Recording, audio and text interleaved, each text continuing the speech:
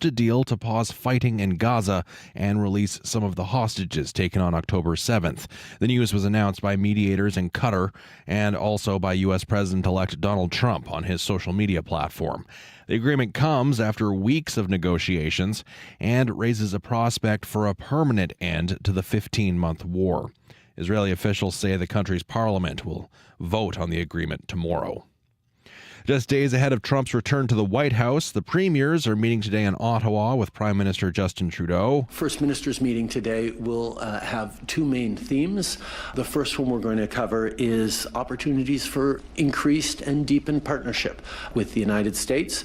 The second theme will be our response to possible tariffs. As for the impact of proposed tariffs, Finance Minister Dominic LeBlanc says his department and Canada's major banks have come up with an estimate of the potential job losses. However, it's believed those numbers will be shared first with the premiers before being made public.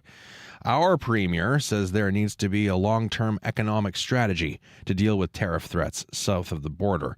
Premier Cano says he agrees with the Team Canada approach, but says they have to consider the end goal. And for me, the strategy should be about making this country one that builds things again, one that makes things again, one that makes tech stuff in particular, in addition to the mining and the energy and the manufacturing that we need. Cano says beyond tax cuts and supports for business to deal with the short-term tariff threat, he doesn't think the status quo can continue.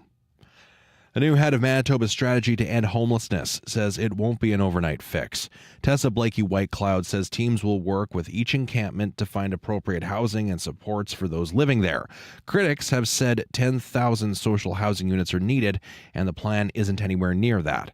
Blakey-Whitecloud says what they have is just a start. There's 40 units ready, but a lot of the other units are coming online with nonprofit partners. So there's going to be 2 LGBTQ specific housing. There's going to be Indigenous women specific housing. There's going to be a variety of housing. And so we're going to need to, as those units come online, again, work with the sector, work with outreach partners and say, okay, who fits where? Critics also say people who are vulnerable may be moved out of Manitoba housing to make room for those leaving encampments. Blakey-Whitecloud says supports will continue for those people who are ready to move on. The province says it'll take on hate crime by assigning a Crown prosecutor to tackle the issue. Justice Minister Matt Wiebe says hate has no place in the province. He says the new prosecutor will coordinate the hate crime working group within the Department of Justice. It says hate crime prosecutions are complex and have significant impact on the community. Between 2017 and 2022, Winnipeg saw 178 police-reported hate-motivated crimes. Confirmation hearings continue on Capitol Hill for Trump's cabinet nominees. Among the nominees being grilled today is Florida Senator and prospective Secretary of State Marco Rubio. Rubio told senators he would push NATO members to contribute more to defense if he is confirmed for the position. I think it's important that we have alliances, but we have to have alliances with strong and capable partners. And not those who sort of have viewed the U.S. and the NATO defense agreement as an excuse to spend less on defense and more on some domestic needs. We have domestic needs, too. Rubio says the war in Ukraine forced many alliance members to bolster their defense spending. Trump has said he wants NATO countries to increase it even further from 2% of GDP to 5%. Mark Carney will officially launch his bid for the Liberal leadership tomorrow in Edmonton. Calgary Liberal MP George Chahal is sending out invitations to Alberta Liberals and says he will be supporting Carney. The former Bank of Canada governor was born in the Northwest Territories and raised in Edmonton. The United States is now banning red dye number 3 from all food products. The Food and Drug Administration is making the move based on a 3-year-old study. It found the chemical in high levels causes cancer in male rats. The United States had previously banned the dye in cosmetics. Here in Canada, it's allowed only in some food and in makeup. And 4 major downtown Winnipeg art groups will share a $2 million city arts grant. Mayor Scott Gillingham says the competition was stiff. In the end, the Royal Winnipeg Ballet, Winnipeg Symphony Orchestra, Manitoba Theatre Centre, and Manitoba Opera were chosen. These institutions have been at the heart of Winnipeg for over 40 years. They contribute to really and establish Winnipeg's cultural identity. Not only do they entertain, but they drive economic activity within our city as well. They build community connections, and they contribute to the vibrancy of our downtown. The ballet is getting money to modernize its campus. The symphony will use the money to renovate the Pantages Playhouse Theater. The funding for MTC will pay for a community safety and accessibility project. And the opera will be able to upgrade its computer and ticketing systems. Wind from the west today in Winnipeg with a high around +2 degrees. Strong wind at times. Brandon, a mix of sun and cloud, a high of +1. Dauphin, a mix of sun and cloud, a high of +4. In Flin Flon, a chance of light snow, a high around +2. Thompson, a high of -1 with periods of snow. And you're seeing snow in Churchill, a high of -11. You're listening to CBC Radio 1.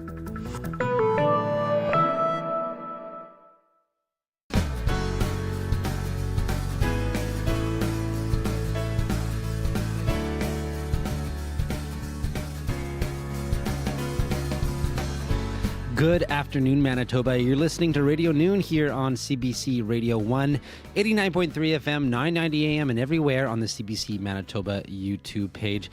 I'm Corey Funk. Good to be with you. Coming up this hour on the show, too few paramedics in rural areas of the province. That's according to the president of the union that represents them. How have you been impacted by a lack of paramedics in your area? Or are you a paramedic yourself that's looking for more support? Call us after 12:30 news. We are opening up our phone lines to hear your stories. Also, we're going to hear how a woman is working to bring her fellow 60 Scoop survivors together in Brandon. We're also going to take you to Ottawa, where Premier Cano spoke ahead of today's First Minister's meeting to address Donald Trump's tariff threats. That's all coming up here on Radio Noon. But first here on the show, since the pandemic, Brandon has struggled to revitalize its downtown core.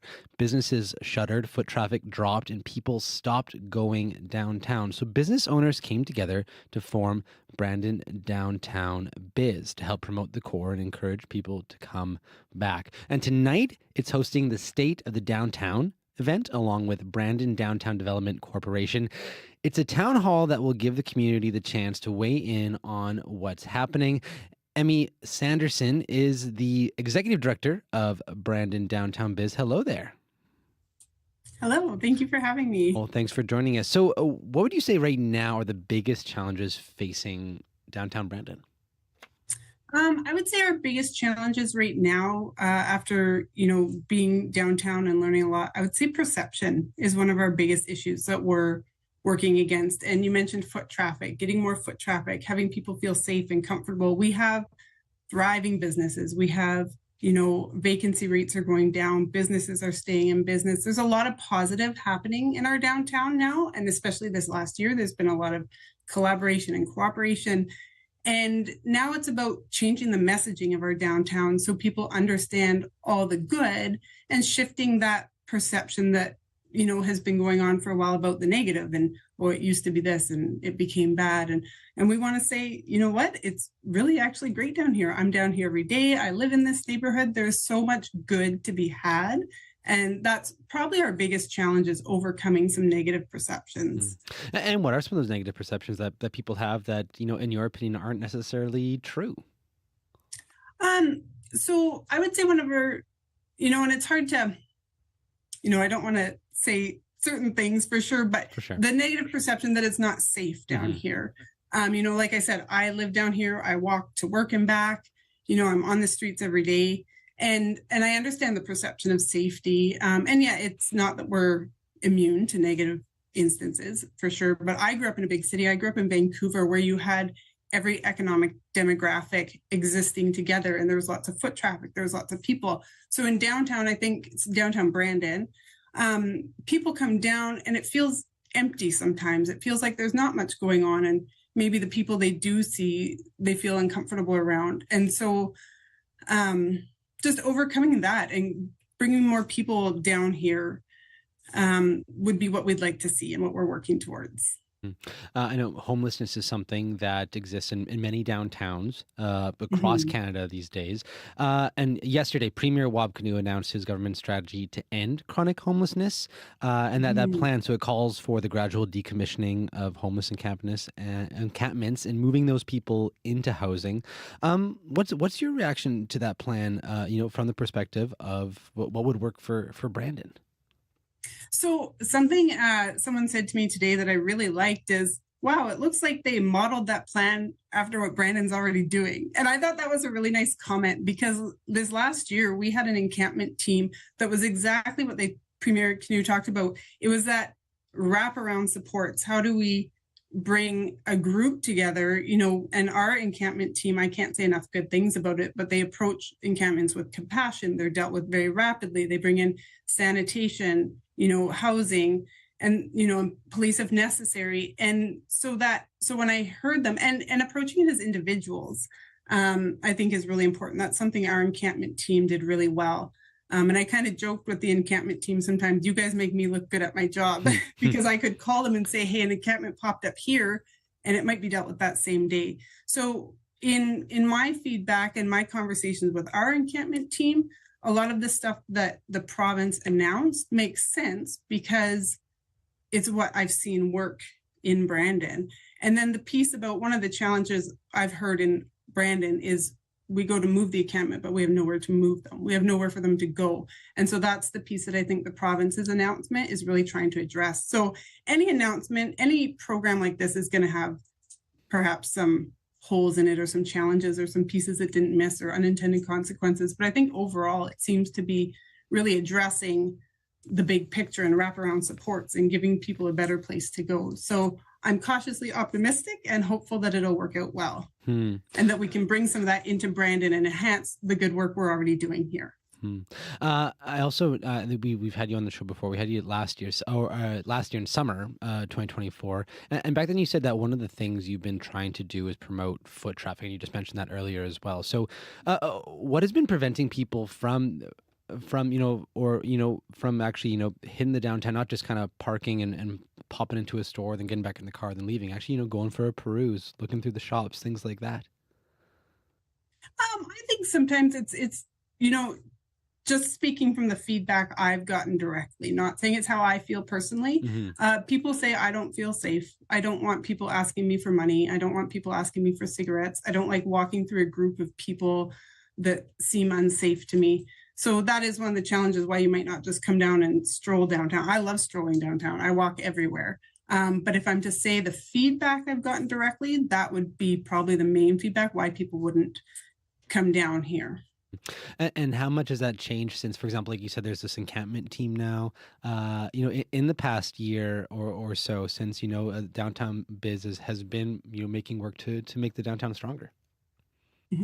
I would say in this last year, from what I've heard and what I've observed myself, is there's been a marked improvement. And so, the story is that it was over COVID, things got really bad down here, and that's kind of what sparked the birth of the biz.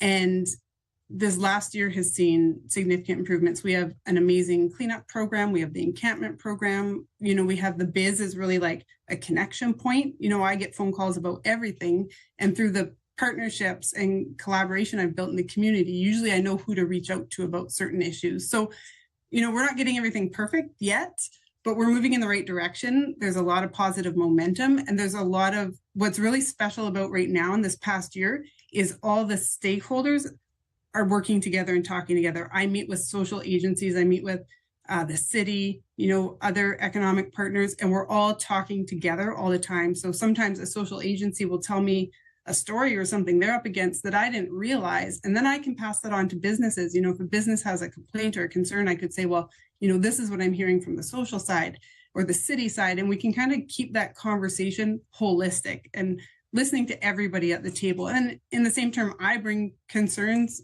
from the business that maybe wouldn't be thought of if you were just looking at through a city lens or a social services lens. So it's about that collaboration and things, the feedback I've gotten from people who've been down here a long time is that, we seem to be in a really positive trajectory. So what would you say then? Because tonight is the state of downtown. I picture like the president stepping up and taking the podium. They do say the state of the union is strong. But what do you say the state of downtown is then? In a word or two. In a word or two, I'd say the state of the downtown is hopeful. It's hopeful and it's cooperative. And this is the first time running a town hall tonight. What do you hope folks learn about Brandon business and about the downtown core? And what do you hope comes out of it? So I hope, and just for clarity, I'm one of 7 presenters tonight. So, you're going to be hearing from a variety of stakeholders. Mm-hmm. What I hope people come away with is, first of all, an understanding what's happening. Because sometimes I think it's so easy to just look at a problem you don't see going away and think nothing is being done about it. And I'd really like people to know all the good work that's being done. One of the things that I've been really impressed about in my time downtown is all the good work that is going on, but sometimes it takes time for the results of that to manifest. So I'd like people to know how much good work is going on from all different facets, economic, social, government, everything. And also I'd like people to know that we're working together. And that's just one of the funnest parts of my job, is just feeling like you're part of a team. And so my hope is that people leave feeling optimistic and uplifted. And that said, we know there's challenges. We know there's struggles. We know it's not perfect. Like, trust me, everybody downtown knows the bad stuff. But we want to teach and educate the public about the good stuff that's happening as well. Emmy, we'll leave it there. Thanks so much, and all the best with the event tonight. Thank you. Emmy Sanderson is the executive director of Brandon Downtown Biz. The state of downtown. The town hall tonight is happening from 6 to 8 p.m. at Brandon City Hall. Manitoba's the kind of place that draws you in. Every day it's growing, it's changing. Just when you think you've got it figured out, though, there's something new to understand. I'm Marcy Marcusa, host of the CBC Daily Podcast. This is Manitoba. I've covered the news from the rail line in Churchill to the border in Emerson, and it's talking about the local stories that help us understand this place. That's what This is Manitoba is all about. Find it on CBC Listen or wherever you get your favorite podcasts. 12:17 right now. You're listening to Radio Noon here on CBC Radio 1. I'm Corey Funk, and still lots to come on our show. On our call-in conversation after 12:30, there is a desperate need for paramedics in rural parts of the province. We're going to be joined by the president of the union that represents paramedics and want you to weigh in as well. How have you been affected by a lack of paramedics where you live, or are you worried about a paramedic shortage? We want to hear from you. We're opening up the phone lines after 12:30. Also stay tuned. Just ahead, we're going to hear what Premier Cano had to say ahead of today's first ministers meeting to address Trump's tariff threats. That's all coming up shortly, but first, here, let's take a look at your current conditions across the province.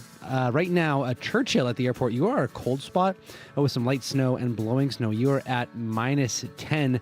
Elsewhere in the province, it's pretty darn warm out there today. A nice reprieve from what it's been before. Mainly sunny and 0 right now in Brandon at the airport. Dauphin at the airport, 0 as well right now, and mainly sunny. Up in Flin Flon, some drifting snow for you. You're sitting at 2. And if you're wondering, the hot spot today, and it's been the case for a while now, McCreary is our hot spot. You are at 5 right now. Roblin, you are at -1. The Paw, you are sitting at 2 degrees right now. Thompson at the airport, you are sitting at -1 with some light snow and drifting snow. And Winnipeg at the Forks, -2 today, and we are heading for a high of 1.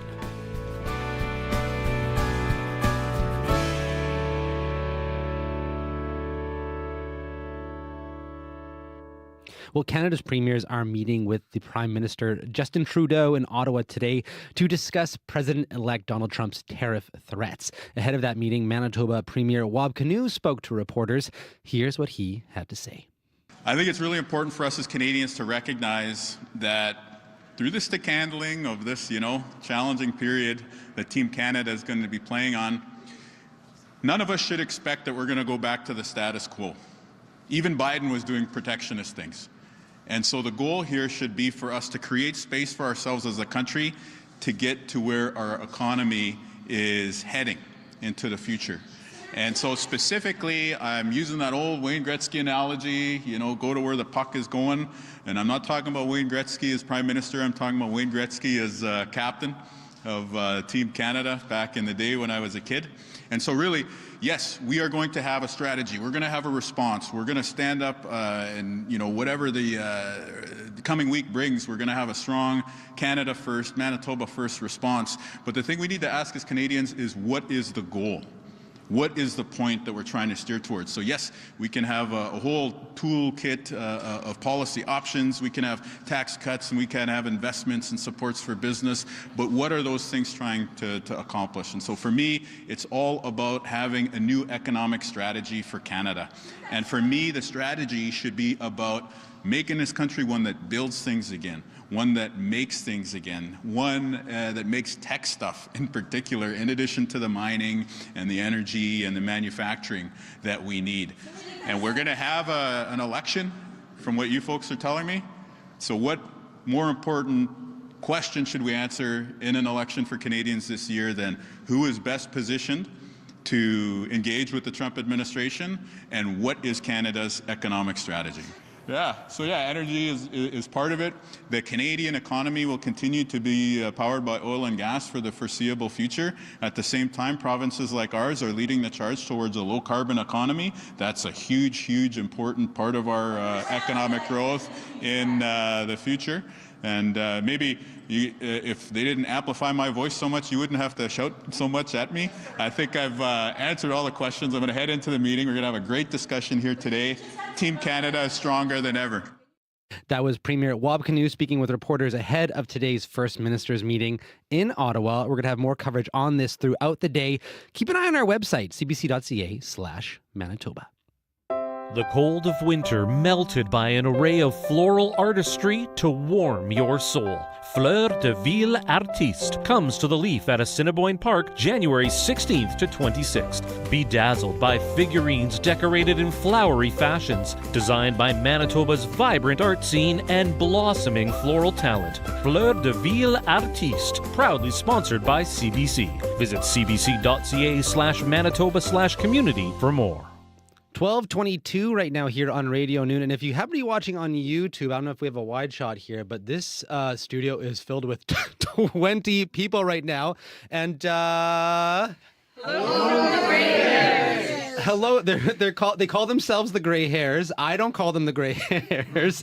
And they are an organization that's coming through just for a tour today to take a look at what we do here at CBC. Welcome, everybody. Thanks for coming by. We have Kevin Miller here behind the mic. Actually, I'm going to adjust your mic for you here. Actually, I should have done that before you. And welcome. Hi there, Kevin. Hi, Corey. It's nice to meet you in person. Nice finally. to meet you. Yes. We've emailed before about biking and skiing. Well, we've been all of us have been listening to you and all the other personalities we've met so far today, and it's been great to see them face to face today. So people are probably wondering, who are listening, who are these Gray Hairs that that are coming through? What's your organization all about? Yeah, so we are associated with Nature Manitoba, which is a fairly large organization. We have 289 members in Gray Hairs, which sounds quite impressive, I guess, but a lot are inactive. We're definitely on the older end of the scale. We're retired people for the most part, and what we have in common is that we have a schedule that has an activity every single Wednesday. Today's Wednesday. Great. How about that? Look at that. And in fact, we had two today. 20 of us are here. There's a group that's out skiing at Beaudry today also.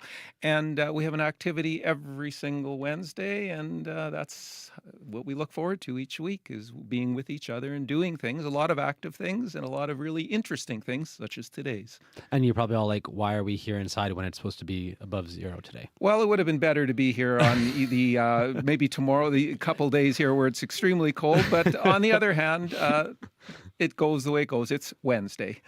Okay. Well, we're happy you all are here right now, and thanks so much for coming by. And all of you stay in touch, and it was a pleasure to meet you, Kevin. A pleasure to meet all of you Gray Hairs, and so nice to hear about all of you getting out, getting active, and stay in touch. I'm sure you've all got lovely stories to tell.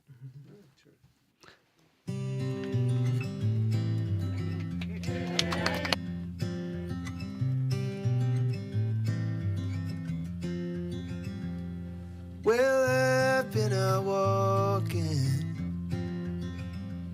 I don't do that much talking these days. These days. These days I seem to think a lot about the things that I forgot to do for you. And all the times I had the chance to.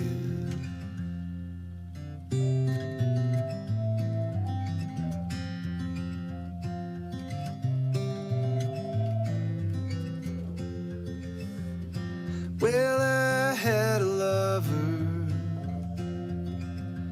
It's so hard to risk another these days. These days.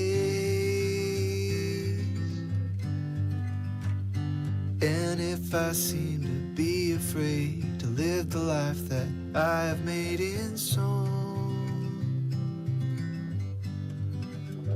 it's that I've been losing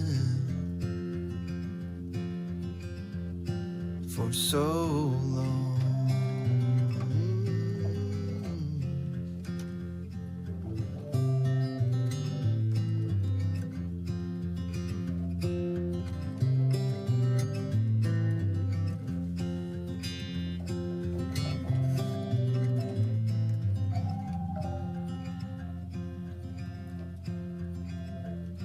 Well, I'll keep on moving on.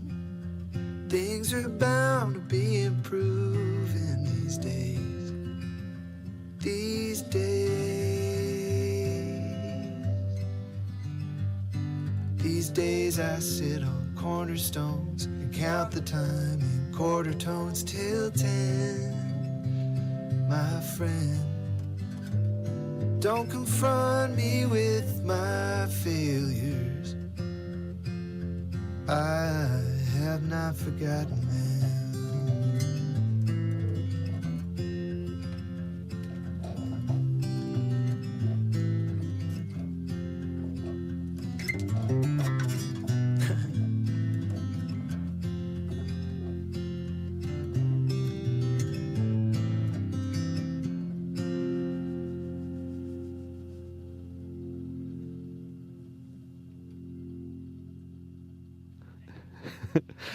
That is the Brothers Landreth here on CBC Radio 1, 89.3 FM, 990 AM, and everywhere on the CBC Manitoba YouTube page. That song was called These Days. And if you're wondering, they reminded me of the group, the Grey Hairs. It's not H-A-I-R-S, it's H-A-R-E-S, like the rabbit, so the Grey Hairs. And that only really occurred to me. They only told me after we hit the song. So if you want, you can check them out. They are called the Grey Hairs.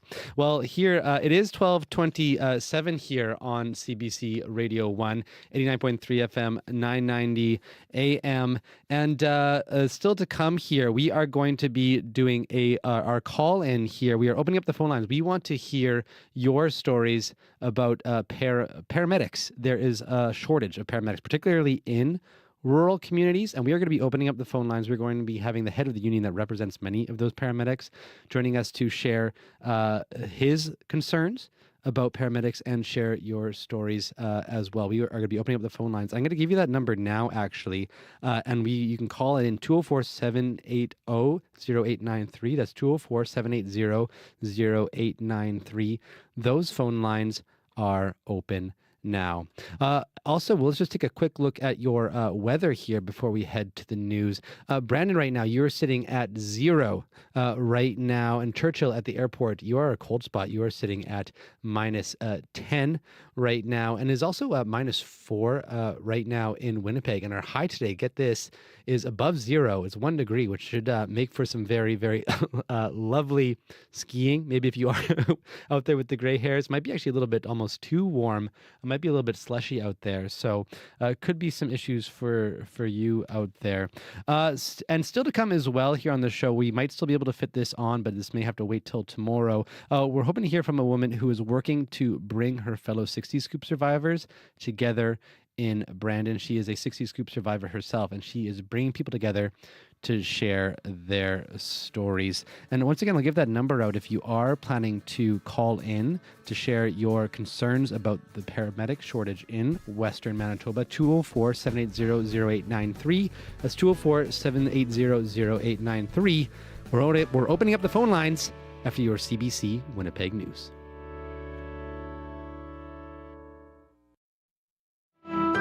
This is CBC News.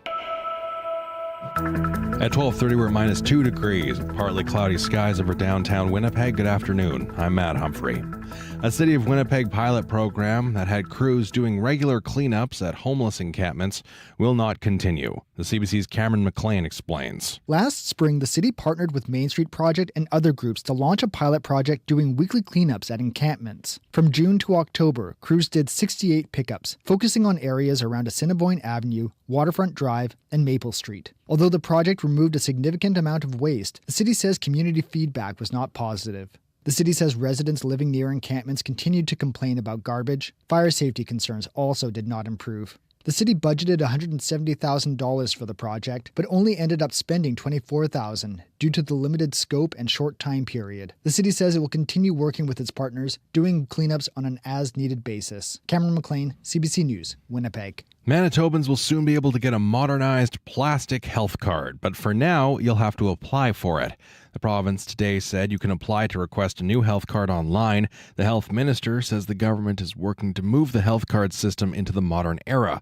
People applying for the new card can expect it to be delivered in the coming months. Paper cards will continue to be accepted at healthcare facilities meanwhile.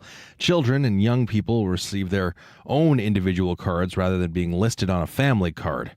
A digital version is also expected soon. The 4 recipients of a $2 million City Arts grant are thrilled to get an injection of cash. The money will pay for capital projects in Winnipeg's downtown. The Royal Winnipeg Ballet will use the money to modernize its campus on Graham Avenue. Andre Lewis is artistic director. These investments will help create significant change in the experiences of every Winnipeggers who visit our institutions and organization in the coming years. It will make us all stronger and more resilient in the future. The Winnipeg Symphony Orchestra, meanwhile, is getting a grant to renovate the Pantages Playhouse Theatre. The Royal Manitoba Theatre Centre will use the funding to pay for a community safety and accessibility project, and Manitoba Opera will upgrade its computer and ticketing systems. And finally, Winnipeg South Centre Liberal MP Ben Carr is endorsing Chrystia Freeland's campaign for Liberal leader. The federal Liberal Party plans to choose a successor to Justin Trudeau in March. Carr was the sole Manitoba MP to call for Trudeau to resign. He says he thinks Freeland is the best choice to face the potential economic threats posed by the United States. Meanwhile, former Bank of Canada Governor Mark Carney says he will officially launch his bid to lead the Liberals tomorrow. We're expecting that announcement in Edmonton. And that is your CBC News from Winnipeg. For news anytime, you can head to cbc.ca/Manitoba. Thank you very much, Matt. Back soon. That is Matt Humphrey at our CBC News Desk. Welcome back to Radio Noon. I'm Corey Funk. Good to be with you. We are about to open up the phone lines to talk about the paramedic shortage in rural parts of our province.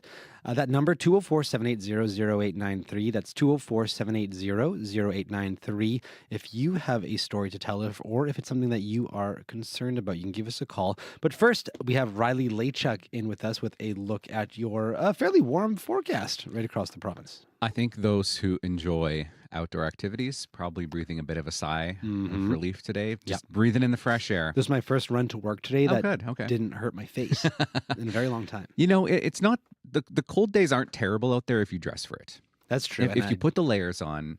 And I usually forget. Okay. -2 in Winnipeg right now. You can really see, looking at a map of the province right now, where that warm front has really sliced across the province so far. So, for example, Thompson's at -1 this hour, Gillam's at -9. So that warm front not quite as far east as northeastern Manitoba yet. Victoria Beach is -4, Gimli's at 0. you get where I'm heading here. -5 in Steinbach, +2 in Portage la Prairie at the moment. So a bit of a spread of temperatures into northwestern Ontario, even -11 in Dryden at the moment. This is all linked to an area of low pressure that's been moving across northern Manitoba, bringing a bit of snow to places like Lynn Lake through Thompson, certainly along the Hudson Bay coast as we get through the afternoon hours today. Sun and clouds across southern Manitoba. I know we did get some peaks of sunshine earlier in the day today. Clouds have kind of moved in. We'll kind of see that ebb and flow happening through the afternoon hours here across southern Manitoba. As we get into the evening, a bit more cloud cover sets in, and that brings with it a chance that we could see a couple of flurries through the evening tonight across the Red River Valley, through the Inner Lake, into eastern Manitoba as this system pushes off into northwestern Ontario. Behind that, we do get a bit of clearing tomorrow. We'll get some cloud building in later in the day once again on Thursday. This ahead of our next weather maker, which is an area of low pressure out of Alberta, classic Clipper system. Although this one tracking more toward the central and northern part of the province. So Winnipeg, for example, I think we get clipped by this overnight Thursday into Friday morning.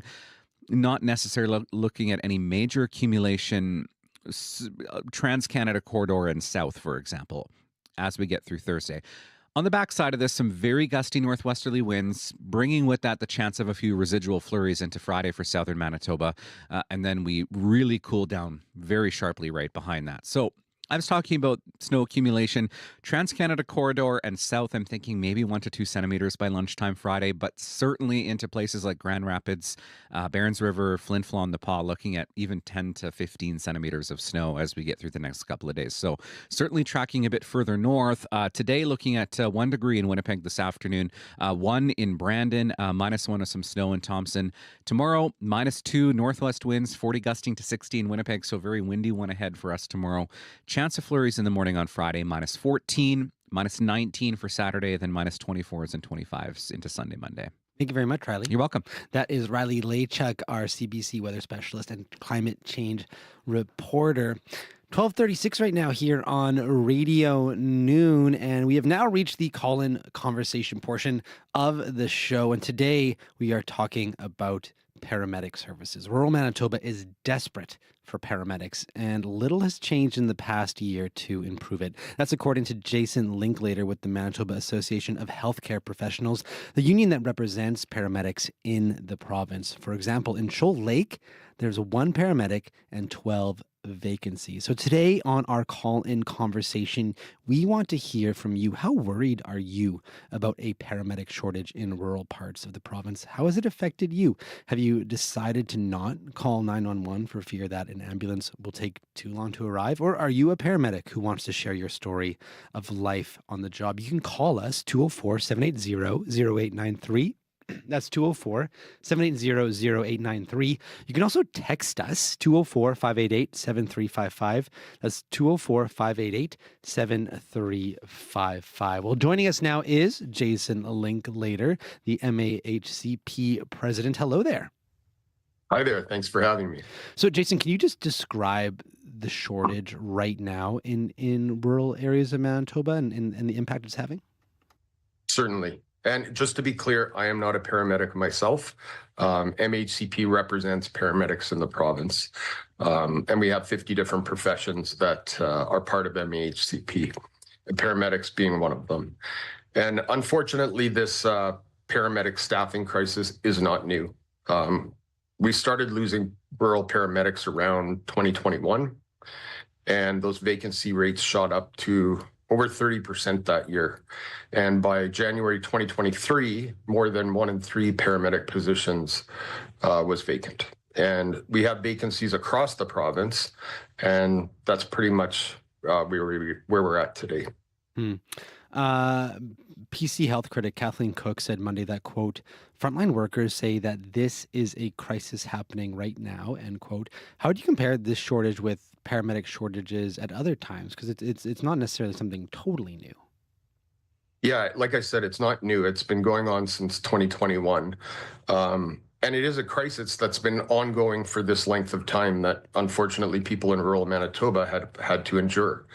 And it's a serious problem, and it impacts people's lives in rural Manitoba. And I would argue that in fact, particularly with elderly people, I think sometimes people have questioned as they age whether they'll actually be able to stay in those areas, wondering whether a paramedic will be able to answer a call in a timely way in a medical crisis. We've got Derek on the line, who I understand is a rural paramedic himself and works in the Interlake area. Hi there, Derek. Good afternoon.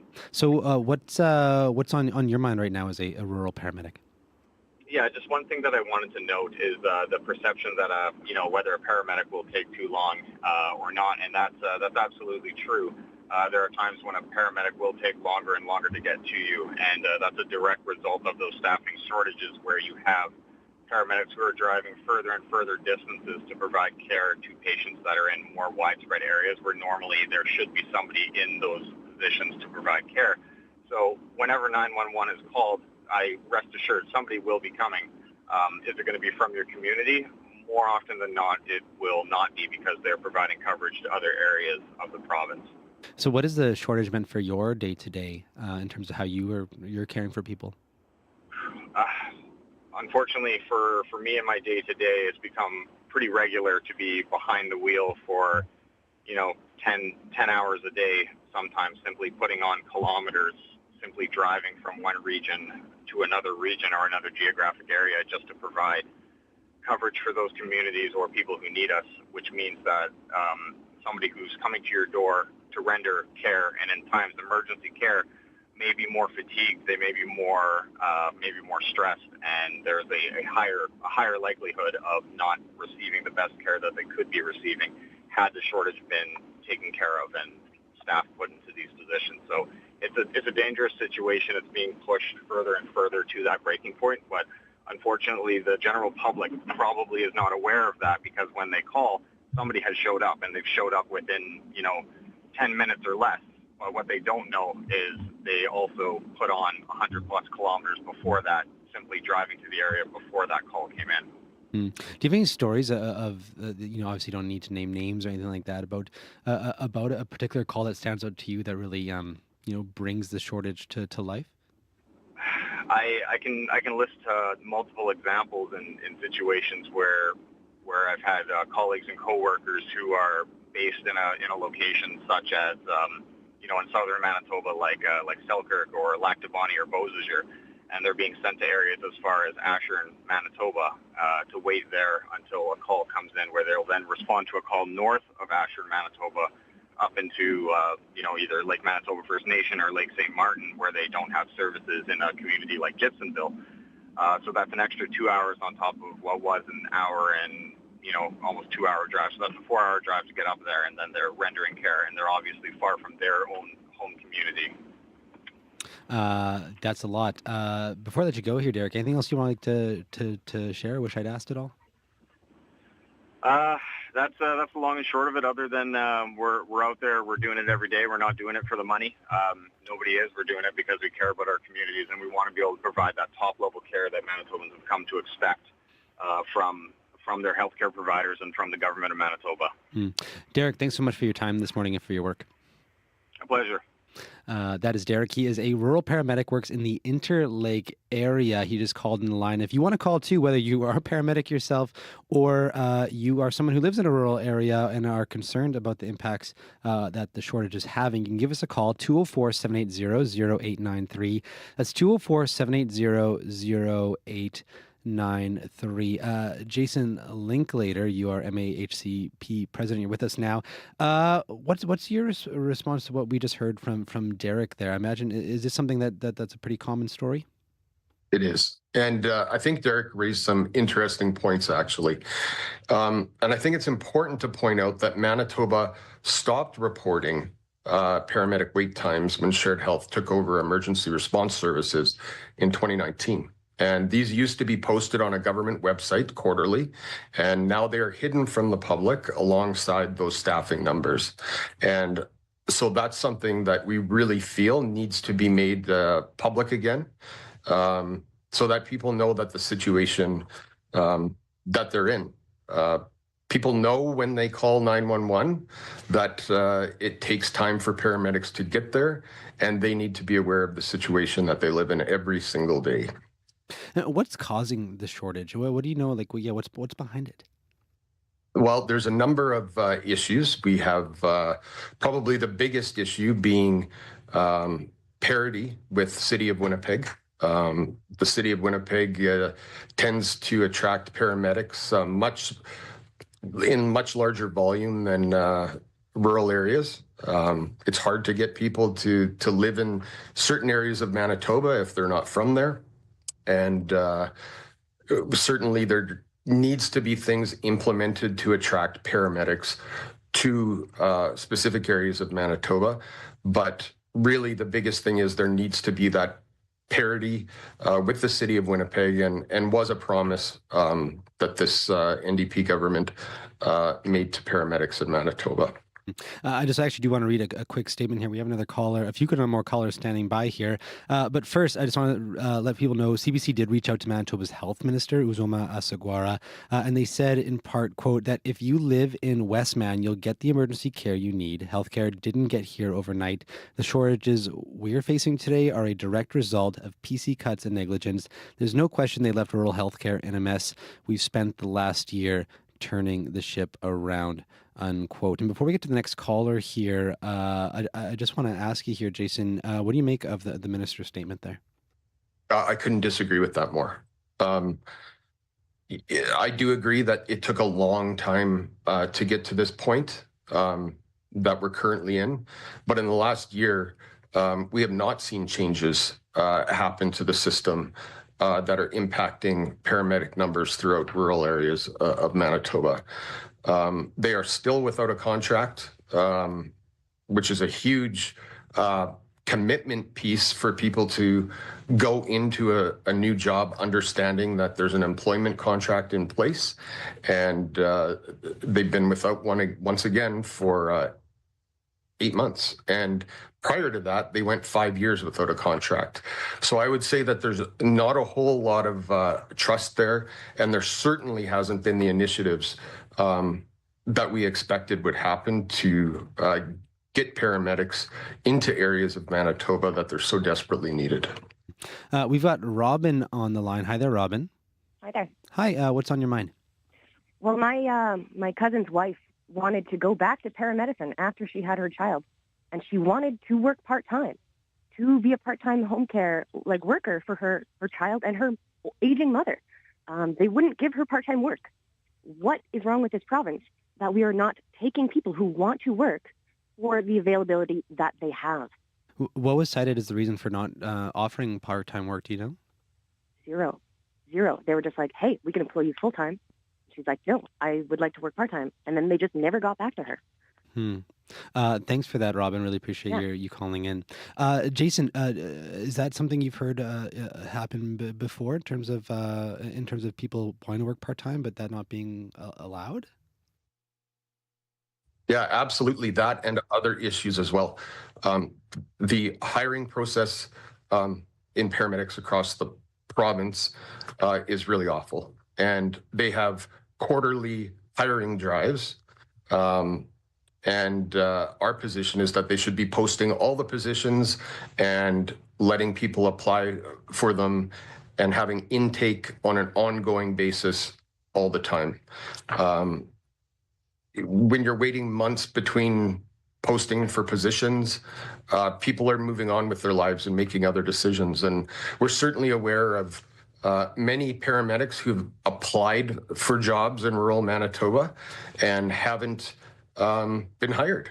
And, quite frankly, some people may not be the best in an interview, but they might really be a good paramedic. And there needs to be some significant efforts made to ensure that if someone is a licensed, able-bodied paramedic, that they should be making every effort to get those people into those communities, because at the end of the day, people need medical services in those emergency situations.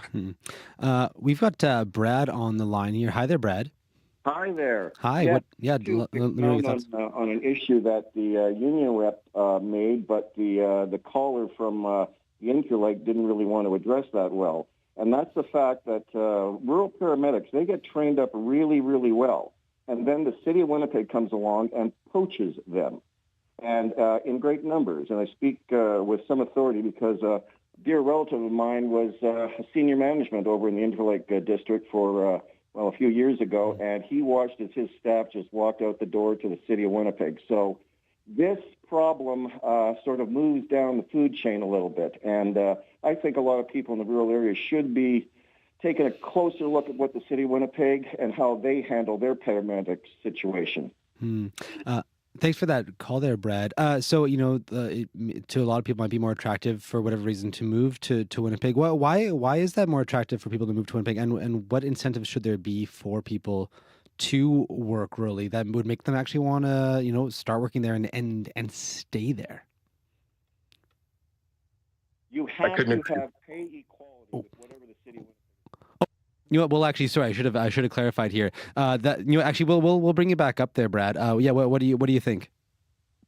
Oh, and then the second thing is just the quality of rural life. I mean, you don't get that inside the city of Winnipeg. I mean, there's a reason why people like rural areas. Thank you very much there, Brad. And Jason, what's your thoughts in terms of ways to? I mean, because obviously the city of Winnipeg needs to fill its positions as well, obviously. But how do you make sure that Winnipeg gets what it needs, but also rural communities also, manage to maintain and retain paramedics? So first, I couldn't agree more with Brad. Rural paramedics are highly, highly trained. They actually are able to do a larger scope of work than the city of Winnipeg, give more drugs, do different types of treatments. And the reason for that is because of those great distances they have to travel to keep people alive until they get to an emergency room or a hospital where they can be treated by a physician. So rural paramedics are certainly practicing at the highest level there is. And so losing those people to the city of Winnipeg is a huge loss. In terms of the retention, one of the things that we believe is they need to bring that rotating training program back to rural areas so that we can actually recruit from areas where people are already from.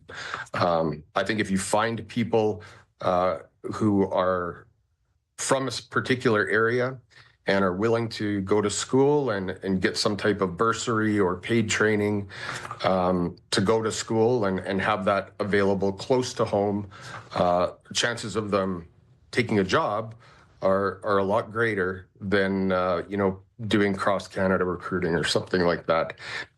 The other point here is that, and I've said this a few times, and it's not my quote, I can't lay claim to it, but you cannot recruit yourself out of a retention crisis. And that is what we are in right now. We are in a retention crisis with paramedics. And so there's a whole bunch of things that need to be done for paramedics who are currently living and working in our system. And a lot of that has to do with what the province agrees to do for them in those contracts. And so that's why it's so important to get those in place so that there's an agreement there about the conditions people will be working in, and we just don't have that right now. If you'd like to call in, keep them coming. I know we had one caller on that dropped, so we'd love for you to call back. 204-780-0893. That's 204-780-0893. Jason, in terms of the impact it's actually having on, I don't know how much you're in contact with patients or people in the communities where these are impacted from, but what are you hearing from people with respect to their decision to even call an ambulance when they know that it may take some time for one to arrive? So I am in contact with the municipalities quite a lot, who are obviously talking to their constituents. And it is such a concern that many of the municipalities have sought out ways to solve this problem themselves. But because our emergency response system is administered through the government provincially, it's very difficult for municipalities to deal with this.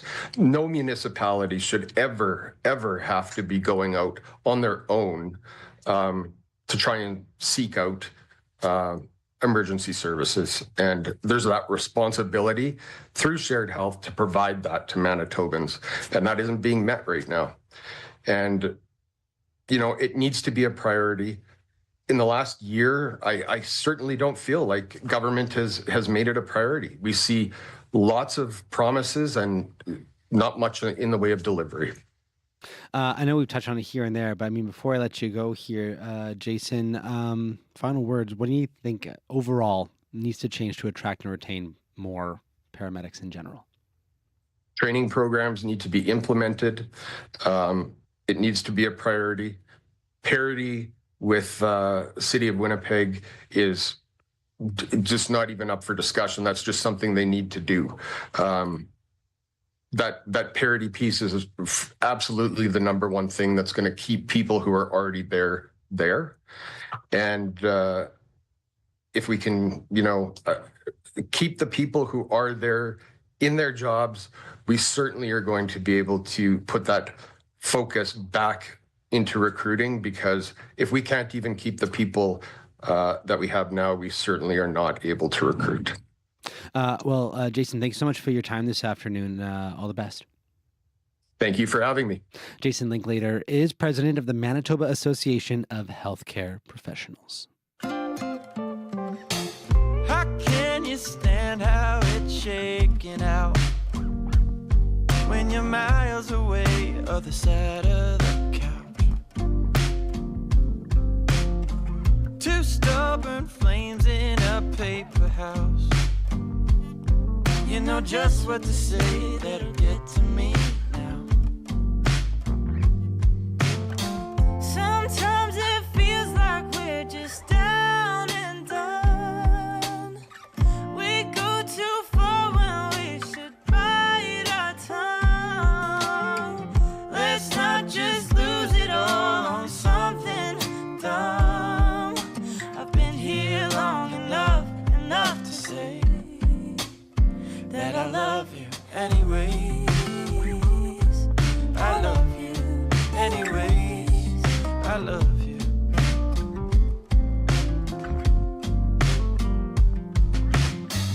We both have made some mistakes,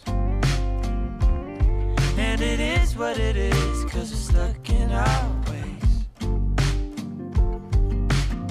But there's nothing about you I change, 'cause the things that I love and the things that I hate are mostly just the same. Sometimes it feels like we're just down and done. We go too far when we should bite our tongue. Let's not just lose it all on something dumb. I've been here long enough to say that I love you anyways. I love you anyways. I love you anyways. That's Wild Rivers with Anyways, I Love You. You heard it right here on CBC Radio 1. Well, we are coming up to the end here of Radio Noon, but stay tuned, because at 3 o'clock until 6, Up to Speed is on, and host Faith Fundal will be here in the host chair, and Faith is actually with me here in studio. Hello. Hey, Corey. Hey, what stories are you working on today? Lots of big stories happening today. If folks might just be hearing about this now, Israel and Hamas have reached a deal to pause the war in Gaza and release hostages, according to mediators. Right now, the Prime Minister of Qatar is speaking to the media as well about the details. We're going to get local reaction. We'll hear from Manitobans about what this means to them all throughout the show. And of course, that's one of my notifications on the phone that you heard. We'll have details, local reaction as well on the show this afternoon.